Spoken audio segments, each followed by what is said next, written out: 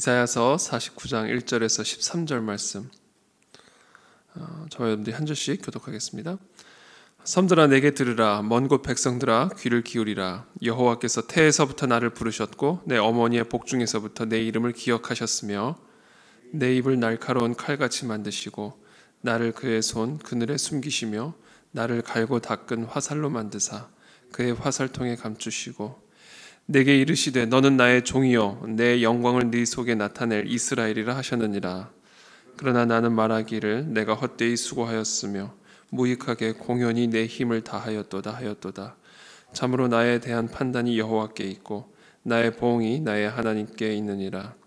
이제 여호와께서 말씀하시나니 그는 태에서부터 나를 그의 종으로 지으신 이시요 야곱을 그에게로 돌아오게 하시는 이시니 이스라엘이 그에게로 모이는도다. 그러므로 내가 여호와 보시기에 영화롭게 되었으며 나의 하나님은 나의 힘이 되셨도다.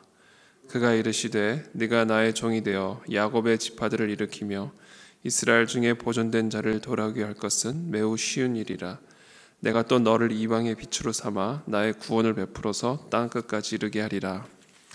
이스라엘의 구속자, 이스라엘의 거룩한 이이신 여호와께서 사람에게 멸시를 당하는 자, 백성에게 미움을 받는 자, 관원들에게 종이 된 자에게 이같이 이르시되 왕들이 보고 일어서며 고관들이 경배하리니 이는 이스라엘의 거룩하신 이 신실하신 여호와 그가 너를 택하였음이니라. 여호와께서 이같이 이르시되 은혜의 때에 내가 네게 응답하였고 구원의 날에 내가 너를 도왔도다. 내가 장차 너를 보호하여 너를 백성의 언약으로 삼으며 나라를 일으켜 그들에게 그 황무하였던 땅을 기업으로 상속하게 하리라. 내가 잡혀있는 자에게 이르기를 나오라 하며 흑암에 있는 자에게 나타나라 하리라. 그들이 길에서 먹겠고 모든 헐벗은 산에도 그들의 풀밭이 있을 것인즉 그들이 줄이거나 목마르지 아니할 것이며 더위와 볕이 그들을 상하지 아니하리니 이는 그들을 긍휼히 여기는 이가 샘물 근원으로 인도할 것임이라. 내가 나의 모든 산을 길로 삼고 나의 대로를 도두리니 어떤 사람은 먼 곳에서 어떤 사람은 북쪽과 서쪽에서 어떤 사람은 시님 땅에서 오리라. 함께 읽습니다. 하늘이여 노래하라. 땅이여 기뻐하라. 산들이여 즐거이 노래하라. 여호와께서 그의 백성을 위로하셨은즉 그의 고난당한 자를 긍휼히 여기실 것임이라. 아멘.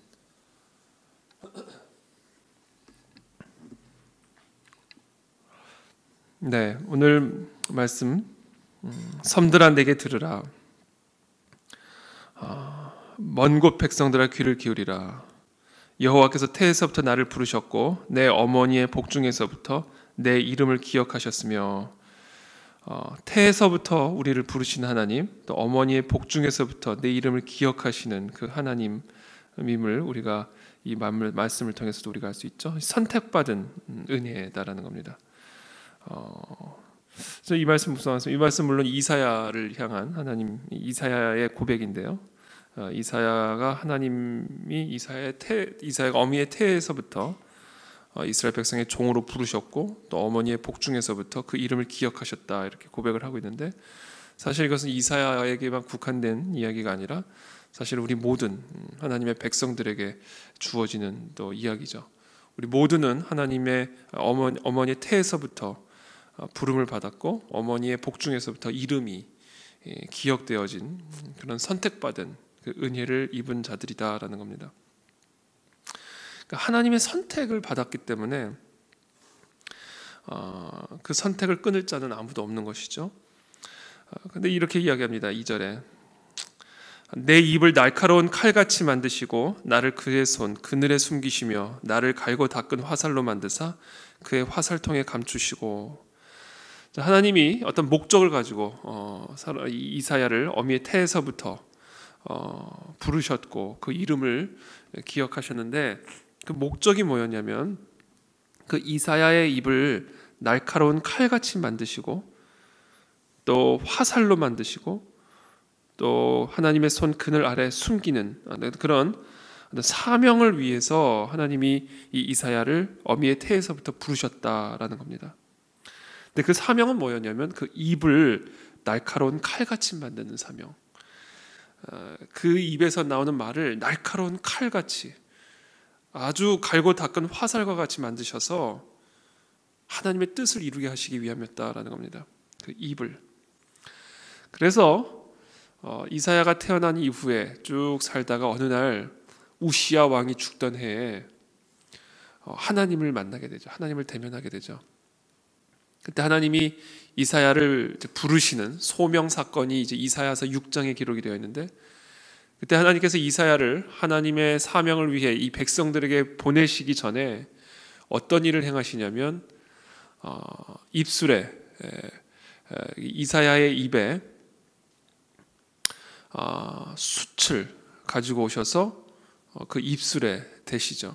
그러면서 네 악이 제하여졌고 네 죄가 사하여졌느니라. 하나님이 그 천사를 통해서 이사야 입술을 그와 같이 정결케 하는 그런 역사를 행하시죠. 하나님이 임하시자마자, 그러니까 하나님의 임재가 이 성전에 가득하자마자 이사야가 본 것은 자신의 입술이 얼마나 부정한 것인지, 부정한 자인지, 그것으로 말미암아 자신에게 화가 임했다라는 사실을 즉각적으로 깨닫게 되고, 그 순간 스랍 중에 하나가 숯을 가지고 날아와서 이사야 입술에 대면서 네 입에 닿았으니 악이 제하여졌고 죄가 사하여졌다. 입술의 사함, 입술에 정결케 되는 역사가 이사야의 소명 전에, 부르심 전에 있었던 것을 우리가 이사야서 6장을 통해 볼 수가 있죠. 이게 비단 이사야만의 이야기가 아닙니다. 예레미야도 이래요. 예레미야의 말씀도 이렇게 되어 있습니다. 여호와께서 그의 손을 내밀어 내 입에 대시며, 예레미야의 고백입니다. 여호와께서 내게 이르시되 보라, 내가 내 말을 네 입에 두었노라. 내가 내 말을 네 입에 두었노라. 하나님의 말씀을 이 이사야나 예레미야와 같은 선지자의 입술에 두시고 하나님의 사명을 감당케 하시는 것을 우리는 볼 수가 있습니다. 이것을 통해 우리가 알 수 있는 것은 하나님은요, 하나님의 일을 무엇으로 하냐면요, 하나님의 말씀으로 하십니다. 하나님은 하나님의 사람을 부르실 때 어떤 사명을 부여하시냐면 하나님의 말씀을 전하는 사명을 부여하신다는 거죠. 그리고 그와 같은 자, 그리고 그와 같은 사명을 통해 나라를 변화시키고 역사를 변화시키시고 이스라엘의 백성을 변화시키시는 그 같은 일을 이루시는 것을 우리가 여기서 엿볼 수가 있죠. 그러므로 결국 우리를 변화시키는 하나님의 방식, 우리의 가정을 변화시키는 하나님의 방식, 우리의 교회를 변화시키는 하나님의 방식, 이 나라와 이 민족을 변화시키는 그 하나님의 방식은 바로 하나님의 말씀이고, 그 말씀을 대언케 하심으로 모든 것들을 변화시키고 하나님의 뜻을 이루어 가신다라는 것이죠. 빛이 있으라 하심에 빛이 있었듯이 결국 이 모든 세상을 창조하신 것도 바로 하나님의 말씀이었어요. 결국 하나님의 말씀이 모든 것을 창조하고 모든 것을 변화시키고 모든 것을 새롭게 하시는 하나님의 능력이 되시는 겁니다. 그러면서 이렇게 말씀하시죠. 내게 이르시되 너는 나의 종이요 내 영광을 네 속에 나타낼 이스라엘이라 하셨느니라. 하나님의 영광을 드러낼 그 사명은 결국 무엇을 통해? 이 선지자들의 입에 담겨진 하나님의 말씀을 통해, 좌우에 날선 검과 같은 살아있고 활력이 있는 날카로운 칼 같은, 갈고 닦은 화살과 같은 하나님의 말씀으로 하나님의 영광을 우리들 가운데 드러내신다. 하나님의 영광은 뭐예요? 하나님의 하나님 되심입니다. 하나님의 실체가 드러나는 거죠. 하나님의 영광의 실체, 하나님의 거룩의 실체, 하나님의 능력의 실체, 하나님의 그 실체가 하나님의 말씀을 통해 우리 가운데 드러난다. 여러분, 그러므로 우리가 하나님을 만나기를 원한다면 하나님의 말씀 가운데 들어가셔야 됩니다. 하나님을 정말 만나 하나님의 영광의 실체를 경험하기를 원한다면, 능력의 실체를 맛보아 알기를 원한다면 그 하나님의 말씀을 듣는 자리에 나와야 된다.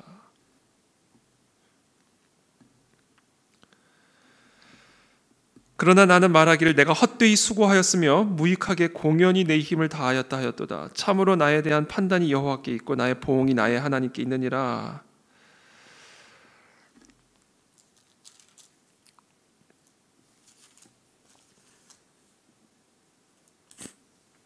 이사야서 6장 9절에 보면요, 이렇게 되어 있어요. 하나님이 이제 이사야를 보내시는데 하나님께서 이사야를 보내시면서 9절에서 이렇게 말씀하십니다. 여호와께서 이르시되 가서 이 백성에게 이르기를 너희가 듣기는 들어도 깨닫지 못할 것이요 보기는 보아도 알지 못하리라 하여 이 백성의 마음을 둔하게 하며 그들의 귀가 막히고 그들의 눈이 감기게 하라. 염려하건대 그들이 눈으로 보고 귀로 듣고 마음으로 깨닫고 다시 돌아와 고침을 받을까 하노라 하시기로. 그러니까 들어도 듣지 못하는 백성에게 보내시는 거예요. 지금 보아도 보지 못하는, 깨닫지 못하는 백성들에게 지금 보내시면서 나의 말을 대언하라 이렇게 명령하시는 겁니다. 그 이사야가 얼마나 이 말씀을 뿌리면서 이 말씀이란 씨를 이 우둔한, 이 다친 이 이스라엘 백성들의 심령 가운데 뿌리면서 얼마나 이 헛된 일이 아닐까라는 그런 마음이 들었겠어요. 그러니까 이렇게 얘기하는 거예요. 오늘 본문에서 나는 말하기를 내가 헛되이 수고했으며 무익하게 공연히 내 힘을 다하였다라는 마음이 드는 거예요. 내가 이렇게 하나님의 말씀을 뿌렸는데도 아무런 열매가 없고, 내가 이렇게 하나님의 말씀 앞에 나아가 씨름을 하는데도 내 삶에 아무런 변화가 없고, 하나님의 영광의 실체가 드러나지 않는 그런 낙심과 절망이 이 하나님의 말씀과 씨름하는 인생들 가운데 있을 수가 있습니다. 마치 야곱이 하나님과 씨름하였던 것처럼 하나님과 이런 씨름하는 가운데 우리도 이와 같은 헛되이 공연한 수고를 했다라는 마음이 들 수가 있죠. 이제 여호와께서 말씀하시나니 5절에 그는 태에서부터 나를 그의 종으로 지으신 이시요 야곱을 그에게로 돌아오게 하시는 이시니 이스라엘이 그에게로 모이는도다. 그러므로 내가 여호와 보시기에 영화롭게 되었으며 나의 하나님은 나의 힘이 되셨도다.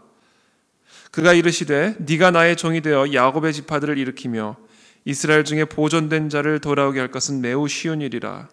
내가 또 너를 이방의 빛으로 삼아 나의 구원을 베풀어서 땅끝까지 이르게 하리라.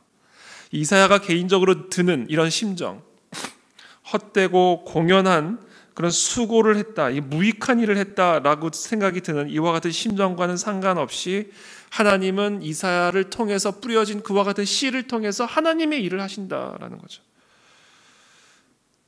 네가 나의 종이 되어 야곱의 지파를 일으키게 될 것이고, 그러니까 네가 뿌린 이 씨앗이 결코 무익한 일이 아니다라는 거예요. 지금 당장 네 눈앞에 그와 같은 열매가 드러나지 않는다 해서 하나님의 말씀이라고 하는 이 씨가 헛되게 그냥 날아가는 일은 없다라는 거예요. 반드시 내가 너의 입술을 통해서 이 우둔한 백성들에게 뿌려진 이 씨앗은 필연적으로 내 뜻을 이룰 텐데, 그것은 바로 이 야곱의 지파들, 이스라엘 중에 보존된 자들을 돌이키고 돌아오게 하는 일, 그리고 더 나아가 이방의 빛으로 삼아서 나의 구원을 베풀어 땅끝까지 이르게 하는 나의 이 약속, 나의 이 뜻, 그것은 결코 헛되이 허사로 돌아오는 일이 없이 내 말씀이 뿌려지는 그 씨앗이 담겨진, 그 씨앗이 뿌려진 그 심령마다, 그 땅마다 반드시 성취가 될 것이다. 그것이 바로 하나님의 말씀의 능력이다. 그래서 하나님의 말씀을 이사야의 입술에 넣어주신 겁니다. 이게 하나님의 말씀의 능력이에요. 그래서 정말 우리가 오늘 우리 새벽에도 사실은 이렇게 나와서 하나님의 말씀을 전하고 또 우리가 하나님의 말씀을 듣는데, 어떻게 보면 지금 우리 여기 사람보다 의자가 더 많이 듣고 있죠, 제 말을. 어떻게 보면 이 공간이 하나님의 말씀을 듣고 있는 거예요. 오늘 본문에도 보세요. 섬들아 들으라. 섬들아 들으라. 섬의 귀가 어디 있습니까? 근데 여러분, 우둔한 사람이나 섬이나 똑같아요. 그냥 섬이에요. 우둔한, 들어도 듣지 못하는 사람들은 그냥 섬과 같은 존재들이죠. 그러나 그와 같은 사람 심령 가운데, 그와 같은 섬에게, 땅에게, 나라와 민족을 향하여 살아있는 이 하나님의 말씀을 끊임없이 뿌리는 일은요, 무익해 보일지 모르지만, 어리석은 일처럼 보일지 모르지만 아니라는 거예요. 반드시 하나님의 때에 그 하나님의 말씀은 열매를 맺는다. 그 땅과 상관없이 그 하나님의 말씀이 담고 있는 그 거룩한 DNA 때문에, 하나님의 그 영광의 실체가 담겨진 그 씨앗 때문에, 그 씨가 누구에게 뿌려지든 어디에 뿌려지든 그 씨가 변질되는 게 아니라 그 씨 때문에 그 씨가 뿌려진 땅이 변화되어진다. 그게 오늘 우리에게 주시는 말씀입니다. 그러면서 7절부터 13절까지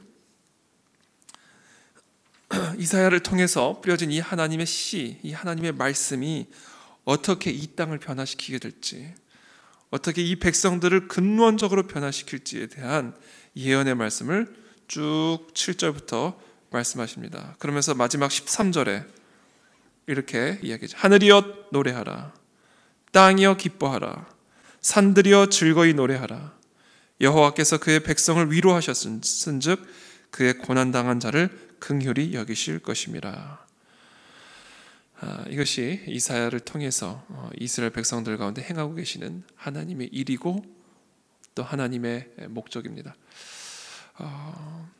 저는 오늘 이 말씀을 통해 저와 여러분들 모두가 다시 한번 이 하나님의 말씀의 능력을 다시 한번 기억하고, 오늘도 헛되이 기도했구나, 오늘도 우리의 모든 기도와 우리의 모든 이 하나님의 말씀을 들고 씨름하는 이 모든 것들이 다 무익한 것이구나 라는 그런 생각이 들 때도 있을 수 있지만, 그와 상관없이 한번 우리의 심령 가운데 뿌려진 말씀이라고 하는 씨앗은 결코 헛되이 돌아가는 법이 없이 하나님이 의도하고 뜻하신 바를 반드시 이루고 만다. 그 사실을 우리가 기억하고 오늘도 하나님의 말씀 앞에 나아가 그 말씀을 붙들고 우리의 심령 가운데 이 말씀이 새겨지게 도와주시고, 이 말씀이 우리 사랑하는 자녀들에게 심겨지게 도와주시고, 우리의 가정과 교회와 나라와 민족 가운데 이 말씀이 뿌려져 하나님의 때에 하나님의 뜻을 이루고 마는 그와 같은 놀라운 하나님의 역사를 보게 하여 주시옵소서. 이것을 위해서 우리가 함께 오늘 이 새벽에도 기도하며 나가도록 하겠습니다. 자, 기도하겠습니다. 살아계신 하나님, 오늘 이 새벽에 이 이사야를 통한 하나님의 말씀을 저희들이 함께 또 들었습니다. 하나님, 우리의 입술에 하나님의 말씀을 허락하여 주셔서 곤고한 자들을 살릴 수 있는 그와 같은 사명을 또한 우리 모두가 감당할 수 있게 되기를 원합니다. 학자의 혀를 주시옵소서. 날마다 이 말씀을 깨우치는 그와 같은 은혜를 베풀어 주셔서 이 말씀의 깨달음을 많은 곤고한 자, 낙심과 절망 가운데 있는 자들에게 증거함으로 그들을 살리고 회복하는 하나님의 거룩한 통로가 될 수 있도록 사랑하는 우리 모든 성도들을 사용하여 주시옵소서. 하나님, 오늘도 하나님의 말씀을 붙들고 나아갑니다. 오늘도 그 말씀을 붙들고 기도하며 나아갑니다. 하나님의 때에 하나님의 뜻을 이루고 마는 이 말씀의 능력을 우리 모두가 맛보아 알 수 있는 그와 같은 은혜를 허락하여 주시옵소서. 예수 그리스도의 이름으로 기도하옵나이다. 아멘.